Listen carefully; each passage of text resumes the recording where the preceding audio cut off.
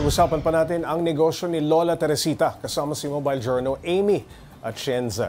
Amy, 80 years old na si Lola, hindi raw ba siya napapagod sa paglalako? Lalo ngayon, napakainit.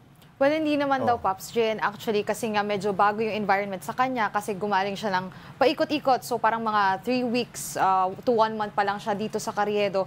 Na-enjoy pa naman daw niya. And syempre, dahil nga nakakasama niya yung mga apo niya, nasabi niya, mga binata na at nagkakapamilya na din, gusto niya pa rin daw makatulong. Kaya tuloy-tuloy yung pagbebenta niya, Pops J. Amy, saan ngayon naninirahan si Lola Teresita? Paano niya dinadala yung mga paninda niya sa Carriedo? Nakatira siya around Tondo, Pops J. So, medyo kalayuan pero nakakapagbiyahe pa naman daw siya given yung mga dala niya. And ang routine niya kasi, Pops J, tuwing lunchtime, dun siya magsisimula hanggang hapon na yon. Minsan, kapag wala daw bumibili, ginagabi daw siya pero hindi naman daw masyadong hassle kasi nga andun din yung mga apo niya para tulungan siya, Pops J. Amy, 80 anyos na si Lola. Hanggang kailan niya raw planong maglako itong kanyang merienda? Hanggang kaya niya, Pops J. Unfortunately, tinanong ko naman siya. Sabi niya wala pa naman daw siyang karamdaman.